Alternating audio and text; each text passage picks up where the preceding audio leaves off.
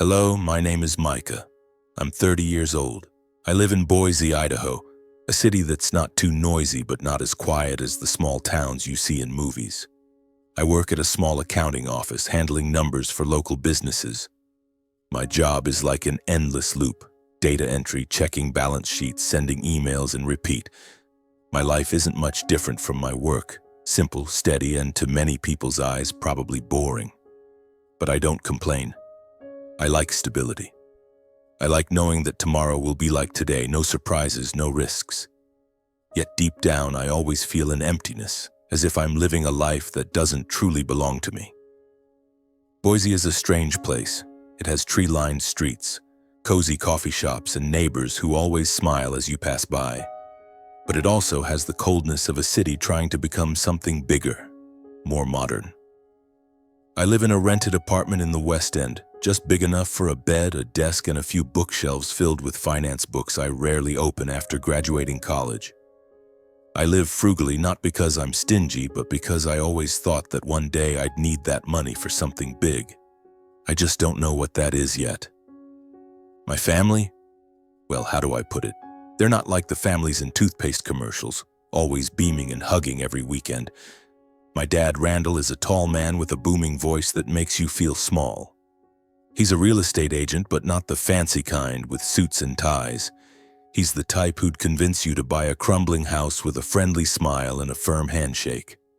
My mom, Cheryl, is the opposite: sharp, quick-witted, and always knows how to get what she wants for the family. She's a homemaker, but I suspect she runs the household better than Dad runs his deals. Then there's Zachary, my younger brother. Zach is 5 years younger than me, but it's like he was born to be the center of attention. He's tall, handsome, with blonde hair and a smile that makes people trust him instantly. Zach never lacks friends, plans, or apparently money. He does something related to digital marketing. I'm not entirely sure because every time I ask, he just grins and says, "You wouldn't get it, Micah. Let me handle it." My parents love Zach. No, love might be too mild a word. They worship him.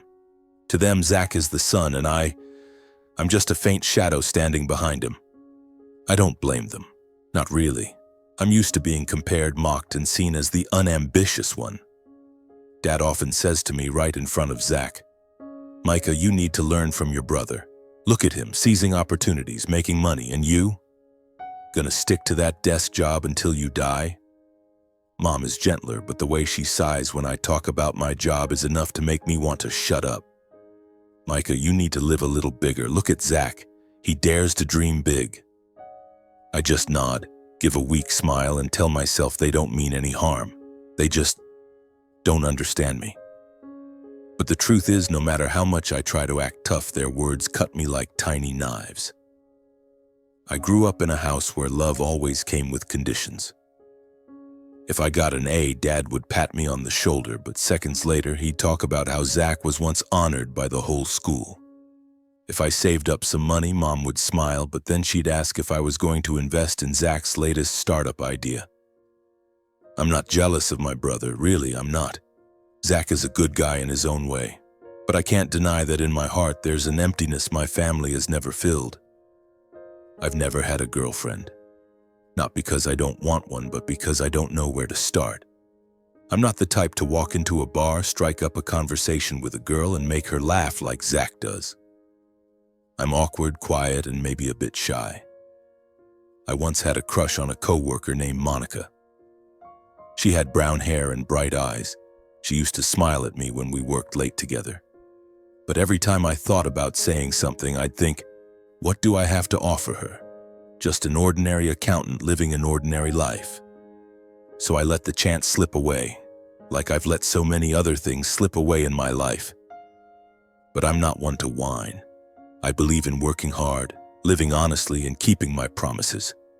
I always thought that if I just lived right, one day everything would fall into place. I was wrong. Everything started to change one Friday afternoon when I was driving home from work. Boise was slipping into autumn, the leaves on Warm Springs Avenue turning golden, and the air carrying a pleasant chill. I stopped at a small deli, grabbed a sandwich and a black coffee. It's my routine. eating alone, listening to finance podcasts and telling myself this life isn't so bad. But that day my phone buzzed. It was Mom. "Micah, come home. We need to talk to you," she said. Her voice was different, not the usual sarcasm, but something urgent. I frowned and replied, "Okay, I'll come right over." I didn't ask more, though a sense of unease started creeping up inside me. My parents' house is in the north end, a 2-story home with a neatly trimmed garden. It's where I grew up. But now, every time I step inside, I feel like a guest. When I pushed the door open, the smell of grilled meat wafted from the kitchen, and I heard Zach's laughter. He was telling some story as usual, making my parents crack up. I stood at the door, quietly taking off my shoes, wondering what I was doing here. "Micah, come in," Mom called from the dining room. I walked in and saw Dad sitting at the head of the table, a glass of red wine in hand. Zach was across from him, phone on the table, still chuckling. Mom stood up, gave me a quick hug, and pulled me to sit down. "Have you eaten?" "I made roast beef." "I already ate," I said, though the sandwich was still untouched in my car. "What did you call me for?" Dad set his glass down, looking at me with an expression I couldn't read. "Micah, we want to talk about family. We should be closer, live together more. You know, your mom and I aren't getting any younger." I nodded, waiting. Dad isn't the type to talk about family bonds, so I knew something was coming.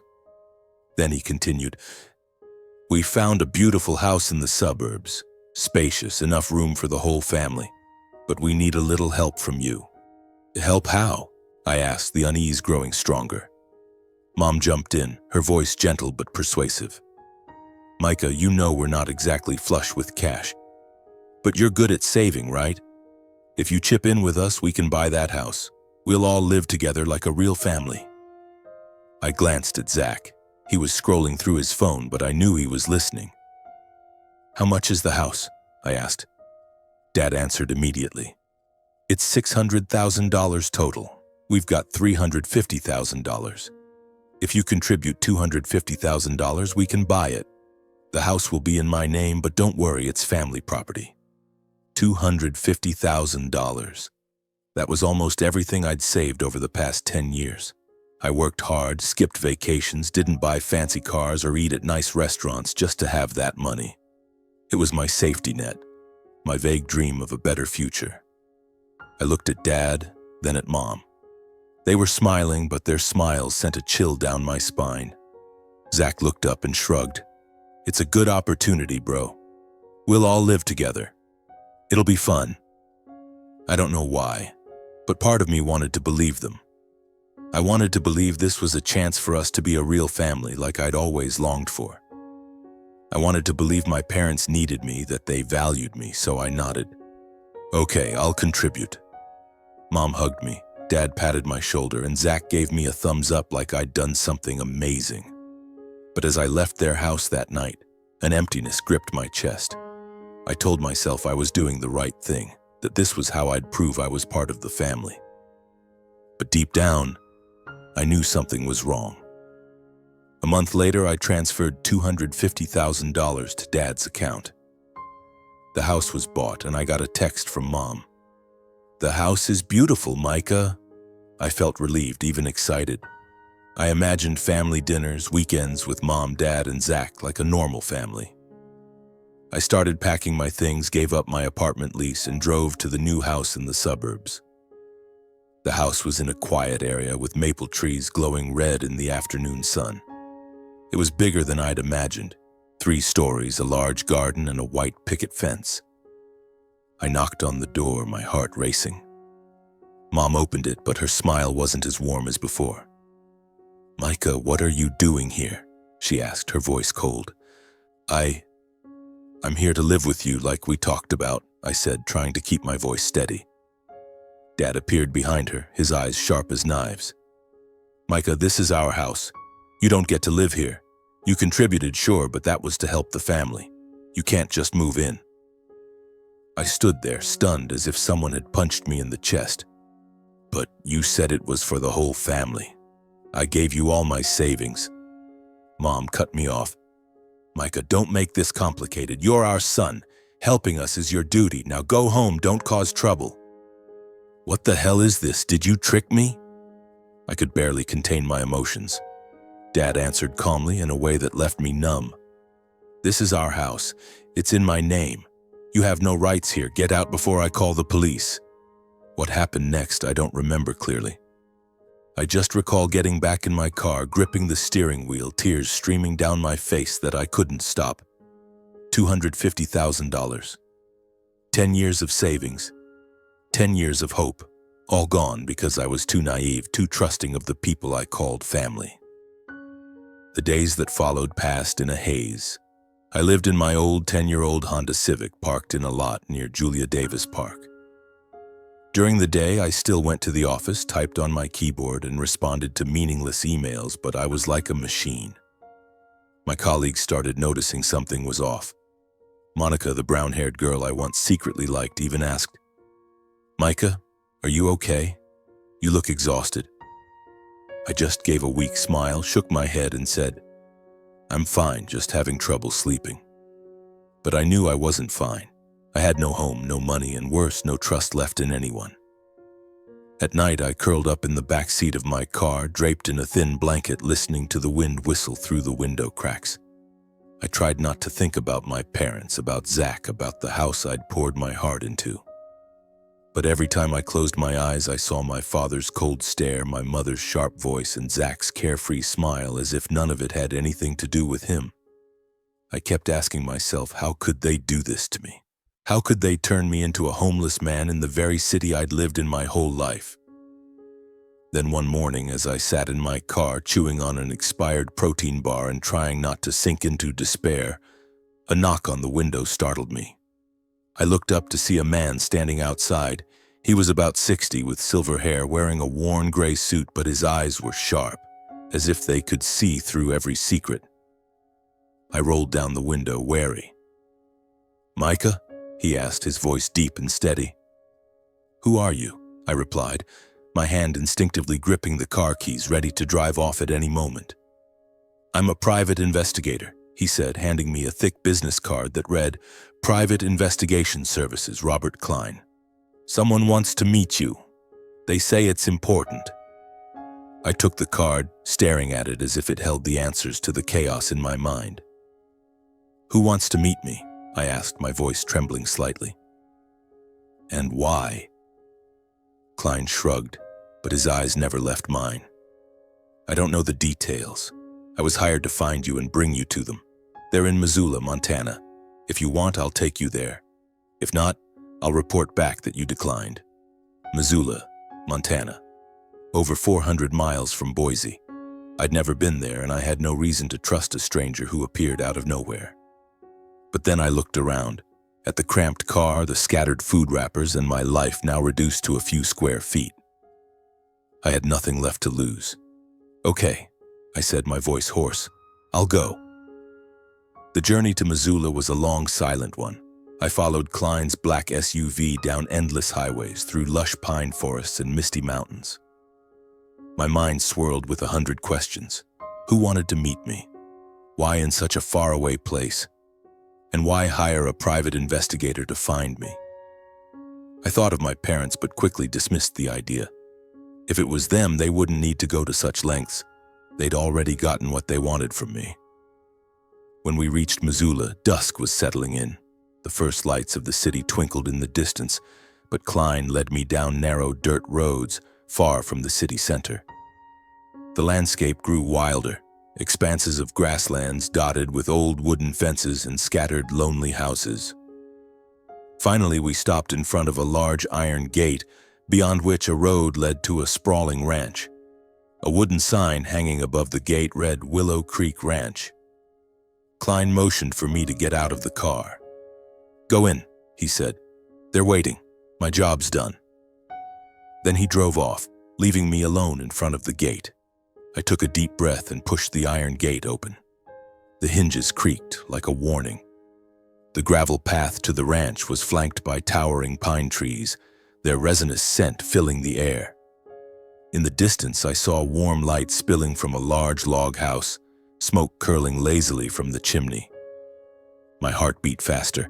I didn't know what I was walking into, but this feeling, part fear, part curiosity, was the only thing that made me feel alive in weeks.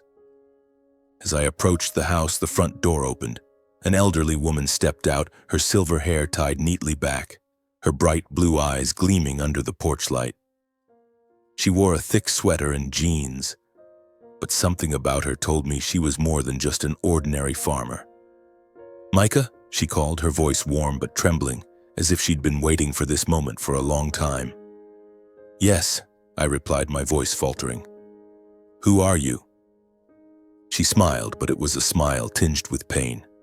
"I'm Eleanor, your grandmother."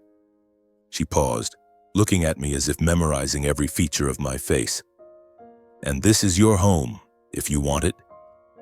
I froze, as if someone had slapped me hard across the face. My grandmother? I'd never met my grandparents. My father always said they died when I was young. I didn't even have a photo of them, no stories, no memories. "But Dad said you were dead," I stammered. A man appeared behind Eleanor. He was tall, lean, with a weathered face and eyes as sharp as Klein's, but with a gentleness I couldn't quite explain. He wore a flannel shirt and held a wooden cane. "Micah," he said, his voice deep and steady. "I'm Walter, your grandfather, and we have a lot to talk about."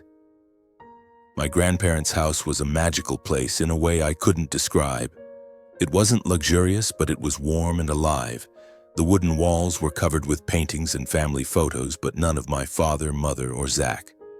The living room had a large fireplace above which an antique clock ticked steadily. The smell of freshly baked bread and potato soup wafted from the kitchen, making me realize how hungry I was. They led me to the dining table where a hearty meal was laid out: beef stew, homemade bread, and a salad with fresh garden vegetables. I sat down, but my mind was still reeling.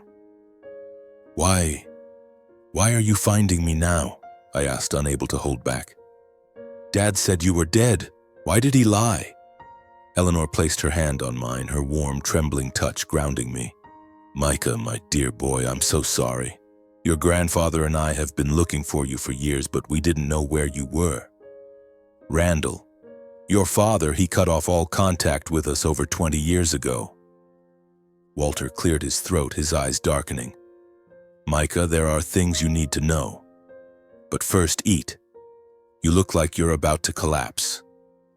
I wanted to protest, to demand answers right then, but the sincerity in their voices silenced me. I ate, and for the first time in weeks, I felt like I was truly alive. The meal wasn't just food, it was care, the kind of affection I'd longed for. After dinner, we sat by the fireplace. Walter began to speak, his voice low and heavy with pain. "Micah, your father, Randall, was once a son we loved dearly. But he changed. 25 years ago, when we still lived in Idaho, Randall deceived us. He said he needed money to start a business, to build a future for the family. We trusted him. We gave him our entire retirement savings, nearly $400,000, and the house we'd lived in our whole lives. But then Randall disappeared. He didn't repay a cent, didn't offer a single explanation. We lost everything." I sat there, stunned. The pieces of my life started falling into place. My father, the man I'd always tried to please, to prove myself worthy to, was a con artist. The $250,000 I'd given for the family house was just another of his schemes. "So why now?" I asked, my voice trembling. "Why find me now?" Walter smiled, but it was a sad smile. "Because we didn't want to lose you again. We hired a detective to track you, Zach and Randall. When we heard Randall had tricked you into buying that house, I immediately asked Klein to bring you here." Eleanor squeezed my hand tightly. "Micah, stay with us. You don't have to go back to Boise. You don't have to face them anymore. This is your home." I looked into her eyes, and for the first time in my life, I felt a sincerity I'd never gotten from my parents. But at the same time, anger surged within me. Anger at my parents, at Zach, at myself for letting them use me. And above all, I felt a spark of hope, small, fragile but enough to make me want to stay. "I'll stay," I said, my voice steadier than I expected. "But I want to know everything. I want to understand why things turned out this way." Walter nodded. "You will, Micah. But first, rest. Tomorrow we'll start anew." That night I lay in the bed Eleanor had prepared for me. It was simple, with a thick wool blanket and a window overlooking the fields. The sound of crickets outside was like a lullaby, but I couldn't sleep. My mind still swirled with questions. The next morning, the smell of coffee and toast pulled me out of bed. I walked down the creaky wooden stairs, each step groaning under my weight. Eleanor was in the kitchen, wearing a green apron, stirring a pot of oatmeal. Walter sat at the dining table, reading a financial newspaper, his glasses perched low on his nose. The scene was so ordinary it felt surreal, like I'd stepped into a family portrait I'd never been part of. "Good morning, Micah," Eleanor said, smiling. "Did you sleep well?" "I'm not used to it," I replied, sitting at the table. "But thank you, Grandma. The room is cozy." Walter folded his newspaper and looked at me over his glasses. "Good. Today we begin. Are you ready?" "Ready for what?" I asked, a bit confused. He smiled, a hint of mischief in his eyes. "For your new life. You've lost too much, Micah. It's time to take back what's yours." I didn't know what he meant, but his gaze, sharp, determined, sparked something in me. For the first time in weeks, I didn't feel like a failure. I nodded, though I still didn't fully understand. "I'm ready." The first days at Willow Creek Ranch were a journey of discovery. The ranch was larger than I'd imagined, with sprawling grasslands, a small horse stable, and a vegetable garden that Eleanor tended with care. Walter showed me every corner: the area where he raised chickens, the small pond where he stocked fish, and an old shed filled with books and financial documents. "This is where we rebuilt everything," he said, pointing to the shelves. "After Randall took everything, your grandmother and I learned to stand on our own. Not for money, but because we refused to let others dictate our lives." I began to understand why they chose to live secluded here, far from Boise, far from painful memories. The ranch wasn't just a home, it was their fortress, a place where they reclaimed themselves. And now, they wanted me to do the same. Every morning after breakfast, Walter took me to the shed, which he called the classroom. There, he taught me about investing. Not the dry theories I'd learned in school, but practical lessons forged from decades of experience. He spoke about stocks like a storyteller recounting adventures. "Each stock is a story, Micah," he said. "You need to understand the company, the people behind it, and why it's worth something. Don't just look at numbers, look at the dream." I was amazed by his knowledge. He wasn't just a farmer, he was a brilliant investor who'd turned small earnings from the ranch into a substantial portfolio. He taught me how to read financial statements, analyze market trends, and most importantly, stay calm when things fell apart. "The market is like life," he said. "It'll test you, but if you keep a cool head, you'll win." Eleanor, meanwhile, taught me different lessons. She showed me how to grow vegetables, care for horses, and find joy in small things. Every afternoon, we sat on the porch, sipping tea and talking. She told me about her and Walter's younger days, their life in Boise, and the dreams they once had. "I never blamed Randall," she said one evening as the sunset painted the horizon red. "But I wish we'd found you sooner, Micah. You deserve to be loved." Her words warmed my heart. For the first time in my life, I felt like I belonged somewhere. Here, with my grandparents, I didn't need to prove myself. I didn't need to be Zach or live big or dream big. I just needed to be me. Time passed like a breeze. I learned faster than I expected. Walter's lessons weren't just about money. They were about seeing the world, seizing opportunities, and not letting the past define the future. I started investing, beginning with small amounts from the money my grandfather gave me. He guided me to choose safe but promising stocks like renewable energy and medical technology companies. "Don't chase trends," he reminded me. "Look for what lasts." Within a year, I made my first profit. Not much, just a few $1,000s, but it was the first time I felt I could achieve something big. I grew bolder, investing in small real estate deals in Missoula under Walter's guidance. I bought a small plot near the ranch, planning to build a storage shed for produce. "You're learning to build," Walter said, patting my shoulder. "Not just money, but a future." Life at the ranch changed me. I was no longer the timid accountant who bowed under my family's mockery. I was stronger thanks to days working in the fields. I was more confident thanks to evenings talking with my grandparents. And most importantly, I was happier. I started to dream, not about pleasing my parents, but about a life I could be proud of. 3 years later, I barely recognized myself. From a broke man living in his car, I'd become a successful investor. My portfolio was now worth over $1 million thanks to Walter's strategies and a bit of luck. I decided to return to Boise, not to confront my family, but to start a new chapter. I founded a small investment fund focused on tech and clean energy startups. I rented a small office in downtown Boise, hired a team of a few people, and got to work. The media took notice. An article in the Boise Business Journal called me an emerging star in the investment world. Financial magazines invited me for interviews and startups lined up for funding. I answered questions carefully, avoiding mention of my family. When a journalist asked about my background, I simply said, "I grew up in Boise, but I learned the most from the people who gave me a second chance." That was my way of honoring my grandparents without revealing the secret of Willow Creek Ranch. My success in Boise, while it filled me with pride, also brought a strange feeling. I had come a long way from the days of living in my car, from those cold nights with only the sound of the wind for company. But every time I looked in the mirror, I still saw traces of the old Micah, the timid accountant always trying to please others. I wondered if I had truly escaped my past or if it was just waiting for the right moment to pull me back. And then my past did return, in the form of my parents and Zach.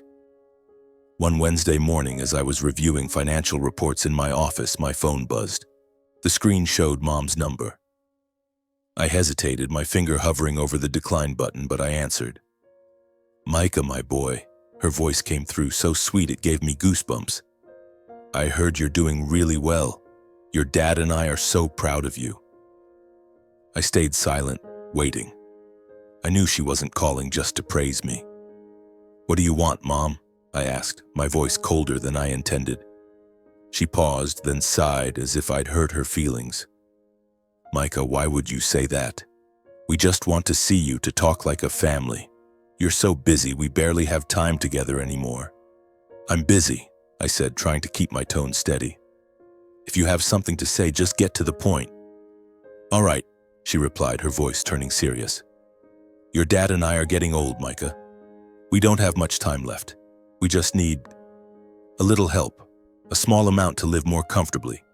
And Zach, your brother, he's working on a big startup project. He needs your support."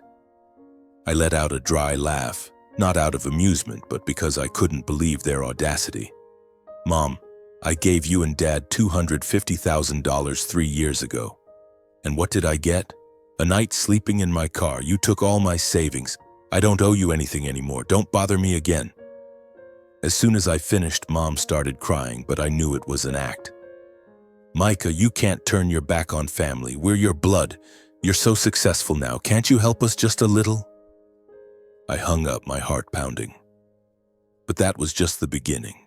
In the days that followed, my parents and Zach started showing up everywhere. One afternoon, as I was eating a sandwich at a cafe near my office, Zach walked in, his smile as dazzling as ever, as if we'd never had a falling out. "Hey, Micah, long time no see," he said, sitting across from me without asking. "I heard your investment fund is making waves. I'm proud of you, man." "Zach, get to the point." I cut him off, not bothering to look up from my plate. "What do you want?" He shrugged, feigning hurt. "Why so cold, bro? I just wanted to apologize for the house thing. I didn't know Mom and Dad would do that. But you're doing fine now, right? I've got a startup idea. Just need $50,000 to get it off the ground. Can you help me out?" I looked straight into Zach's eyes. He was still handsome, still had that smile that made people want to trust him, but I wasn't the Micah from 3 years ago. "Zach, You know why I don't trust you. I don't owe you, and I'm not giving you any money." Zach narrowed his eyes, his smile fading. "You've changed, Micah. You think you're better than us just because you've got money now? Mom and Dad were right. You're ungrateful." He stood up and left, but his eyes, a mix of anger and greed, sent a chill down my spine. My parents were worse. They started showing up at my office, standing in the lobby, demanding the receptionist let them see me. One time, Dad showed up in a worn-out suit, his hair disheveled, but his eyes as sharp and cold as the day he kicked me out of the suburban house. "Micah, get out here and talk to me," he shouted, making my employees exchange nervous glances. I led him outside, trying to stay calm. "I raised you, put you through school, and this is how you treat me?"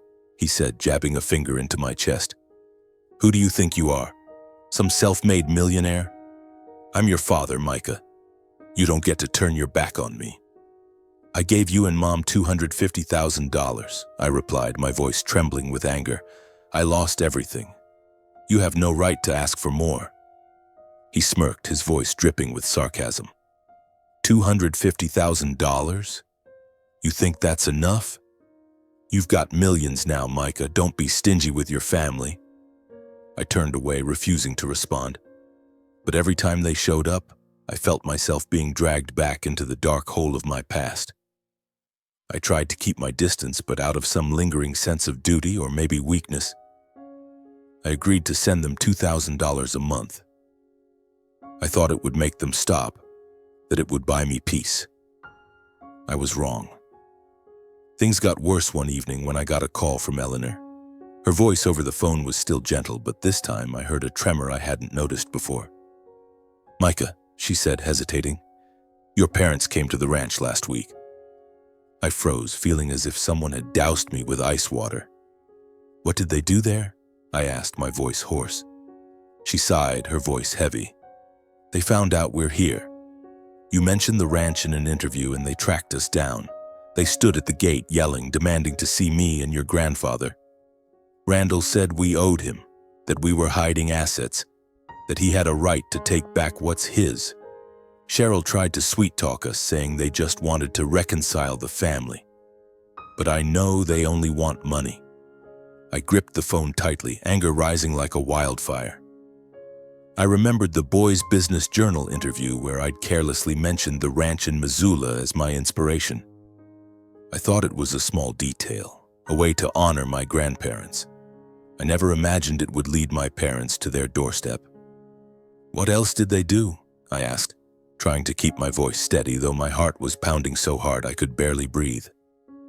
"Your grandfather went out and told them to leave," Eleanor said, her voice trembling. "He stood at the gate, holding his cane, saying they weren't allowed in. Randall shouted, 'Called your grandfather a liar,' said he abandoned him. Cheryl stood behind crying, saying they just wanted us to make peace. They stayed for hours, Micah, until it got dark. Your grandfather had to call the local police to make them leave." "Did the police do anything?"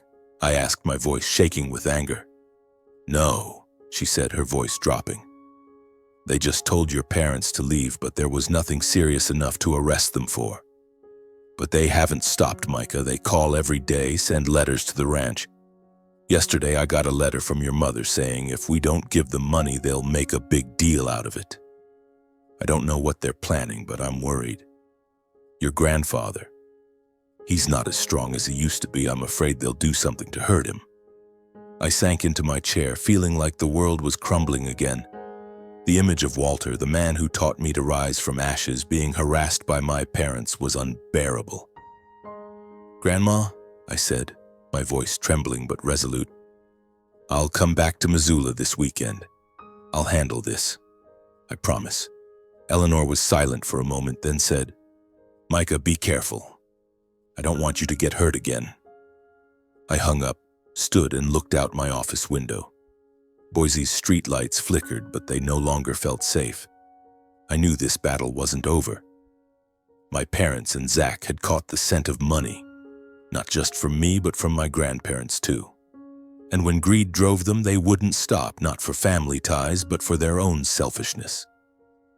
I decided to hire a lawyer to explore legal options. I wanted to protect my grandparents, but the lawyer said that unless my parents or Zach did something clearly illegal, we couldn't do much beyond a restraining order. They're clever, the lawyer said. They know the limits of the law and are exploiting them. The feeling of helplessness made me want to scream. I'd built a new life, a future I once thought impossible, but my family still found ways to drag me back into the darkness. I began to realize that no matter how successful I became, they would never leave me alone. They didn't see me as a son or a brother. They saw me as a cash machine. On Friday evening, I started packing my things in my small Boise apartment. A small suitcase, a few sets of clothes, and a notebook where I'd jotted down Walter's investment lessons. I was checking my car, making sure the tank was full and the tires were good when my phone buzzed. The screen showed Eleanor's name. I smiled, thinking she was calling to ask if I'd eaten dinner or to remind me to bring a jacket because Missoula was getting cold. "Micah," her voice came through, trembling and panicked. "Your grandfather. He's been in an accident. His truck crashed into a tree on the way to town. He's in the Missoula hospital in critical condition. Can you come right away?" I felt the blood drain from my body, my hands shaking so badly I nearly dropped the phone. "An accident? How is he, Grandma?" I asked, my voice breaking. "I don't know, Micah," Eleanor choked out. "The doctors say he has severe head trauma. They're trying to save him, but I'm so scared. Please come quickly." I don't remember how I responded. I only remember throwing my suitcase into the back seat, jumping into the car, and speeding off. The drive from Boise to Missoula had never felt so long. 400 miles over 6 hours, but it felt like a lifetime. I floored the gas pedal, racing down dark highways, my headlights cutting through misty pine forests. Images of Walter flashed in my mind, him smiling as he taught me to read financial statements, patting my shoulder when I made my first profit, standing on the porch with his wooden cane telling stories of his youth. I couldn't lose him. Not now, not when I'd just found him. When I reached the Missoula hospital, it was late. The hallways were cold, reeking of antiseptic. I found Eleanor in the waiting room, her trembling hands clutching a handkerchief. She looked smaller than ever, her face pale, her eyes red and swollen. When she saw me, she stood and hugged me tightly, but I could feel the desperation in her embrace. "Grandma, how is he?" I asked, though part of me dreaded the answer. Eleanor shook her head, tears streaming down her cheeks. "Micah, your grandfather. He didn't make it. The doctors said he had severe brain trauma. They did everything they could, but he passed away an hour ago." I stood frozen as if the world had collapsed. "No," I whispered, shaking my head. "No, that's not possible. I talked to him yesterday. He was going to teach me about hedge funds." Eleanor took my hand, her voice choked with grief. "I know, my boy. I don't want to believe it either, but he's gone. He went peacefully, Micah. He loved you so much." I sank into a chair, my mind blank. I didn't cry, not because I wasn't hurting, but because the pain was so immense I didn't know how to process it. I just held Eleanor, letting her cry on my shoulder, trying to be her anchor even as I was breaking inside. The image of Walter, the man who gave me a home, a real family, was now just a memory. I felt like a piece of my soul had been torn away, and I didn't know how to fill that void. In the days that followed, I stayed at Willow Creek Ranch helping Eleanor arrange the funeral. We held a small ceremony right at the ranch, Walter's favorite place. Only a few neighbors, some old friends of my grandparents, and I attended. I stood before his grave, a simple stone slab inscribed with Walter Grayson, husband, father, teacher. I placed a bouquet of white daisies on it, the flowers he once said Eleanor loved most. I wanted to say something, to thank him for everything, but my throat tightened and I just stood there silently, letting the wind carry my unspoken words. But amid the grief, a suspicion began to gnaw at me. Walter's accident didn't seem as straightforward as it appeared. He was a careful man, especially when driving. His old truck, though not new, was always well maintained. I recalled Eleanor's story about my parents showing up at the ranch days before, harassing them, demanding money. I didn't want to believe they could do something so horrific, but the doubt grew, like a storm brewing in my chest. I contacted the Missoula police, asking them to investigate further. They examined the scene, took statements, and inspected the truck. After a week, they concluded it was a traffic accident. No signs of tampering, no evidence of foul play. He might have been distracted, one officer said, or there could have been a minor mechanical issue. These things happen often. I didn't accept that answer. I hired a private investigator in Missoula, someone experienced with suspicious accidents. I took him to the scene where Walter's truck had crashed into a large tree on a dirt road leading to town. The investigator examined everything meticulously, taking photos and collecting samples from the vehicle. After 2 weeks, he returned with a report. There's no clear evidence of sabotage. The brakes worked and there's no sign anyone tampered with the engine. But he hesitated. There's something odd. A security camera from a nearby ranch recorded a strange car parked near the scene the night before the accident. I couldn't identify the owner, but it looked a lot like your father's car. My heart pounded. My father? What was he doing there? The investigator shrugged. I don't know.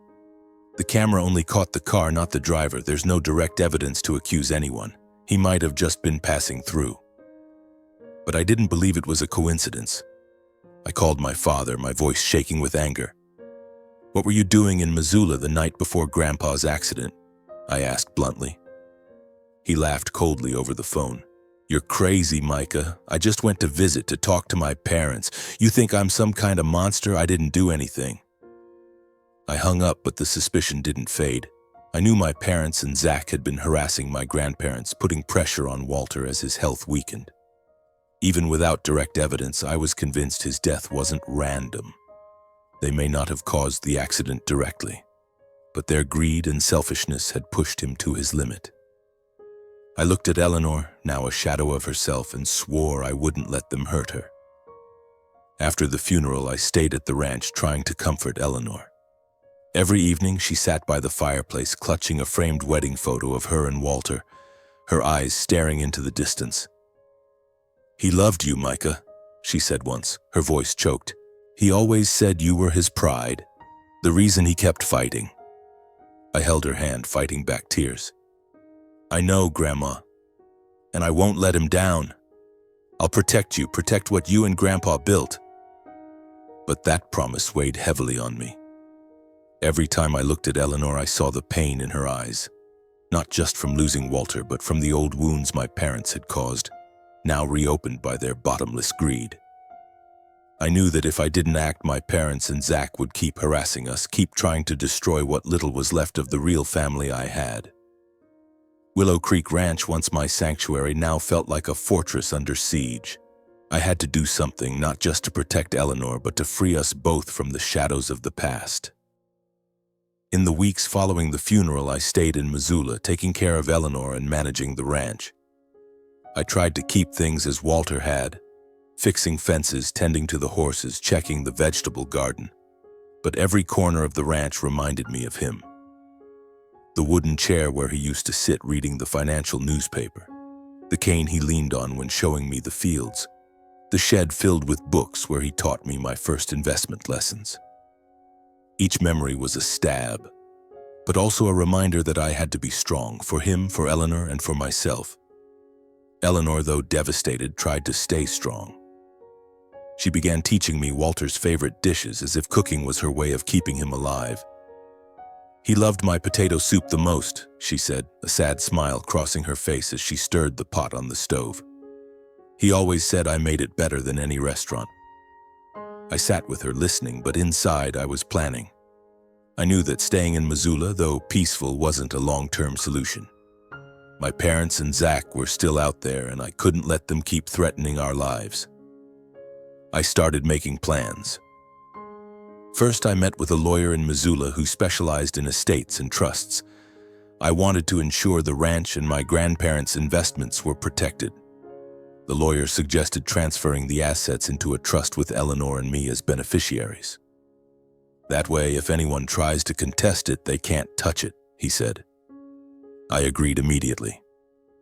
I didn't want my parents or Zach to have any chance of claiming anything from my grandparents. Next, I reviewed my investment portfolio. Thanks to Walter's lessons, I had accumulated over $2 million from stocks, real estate, and my investment fund in Boise.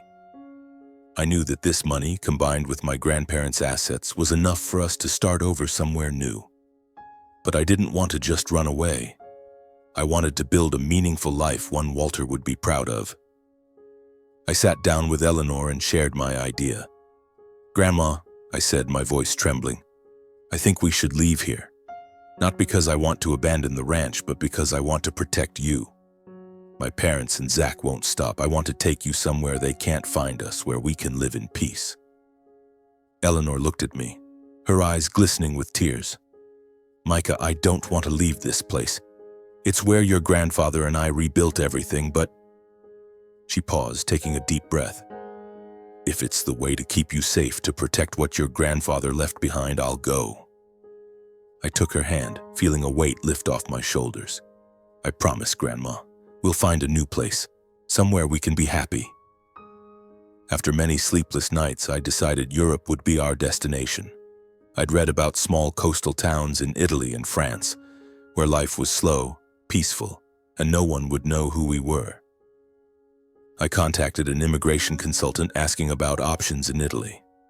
They suggested a small town called Positano on the Amalfi Coast, with cobblestone streets, pastel-colored houses, and shimmering blue seas. "It's like a painting," the consultant said. "Hardly anyone will find you there." I began selling assets. First was Willow Creek Ranch.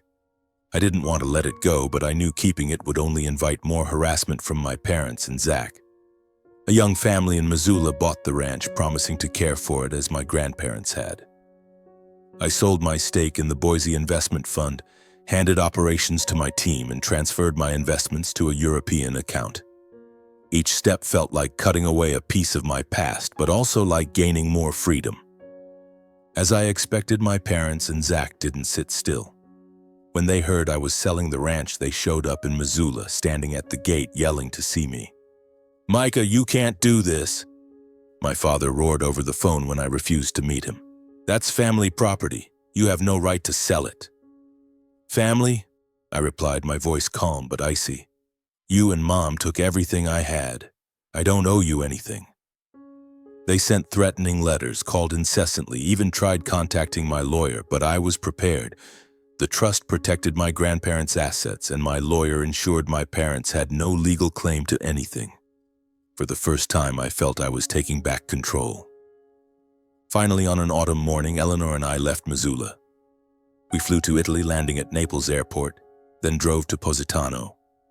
The small town appeared like a dream, houses stacked on cliffs, the Mediterranean Sea sparkling under the sun, and the air fragrant with lemon and flowers. I rented a small house on a hill with a terrace overlooking the sea. Eleanor, though still carrying the pain of losing Walter, began to smile more. "Your grandfather would love this place," she said one day as we sat on the terrace sipping lemon tea. "I started a small online financial firm in Italy focusing on sustainable investments. I didn't need fame or attention. I just wanted to continue what Walter taught me in my own way." I also began a project I knew he'd be proud of, a small affordable nursing home in Positano for elderly people with no family. I named it Willow House, in honor of the ranch and Walter. Eleanor got involved, designing the garden and teaching the residents to bake bread. "This is how we keep him alive," she said, and I nodded, tears silently falling. One afternoon, I sat on a wooden chair on the terrace, watching the waves ripple against the shore. The breeze carried the scent of salt and flowers, and I felt a peace I'd never known. I thought about my journey from a broke accountant living in his car in Boise to a man who found a real family in Missoula, and now a free man in Positano. I thought about my parents and Zach, probably still out there scheming to extract money from anyone they met. But they no longer mattered. They couldn't touch me. Couldn't touch Eleanor, couldn't touch what Walter had left behind. I whispered softly, as if Walter could hear, "If a family can't give you love, don't let it hold you hostage." I learned that forgiveness can't be forced. I didn't forgive my parents or Zach, not because I didn't want to, but because they never offered a sincere apology. I learned that not every blood tie is worth keeping. Sometimes real family is the people who choose to love you, like Walter and Eleanor. I learned that bad people may escape legal punishment, but they lose the most precious thing, the trust and affection of good people. And above all, I learned that true success isn't about revenge, it's about freedom. I looked out at the sea where the sun was setting, painting the horizon a brilliant orange. I knew that no matter how painful the past was, I had found my path, and I would never let it be taken away again.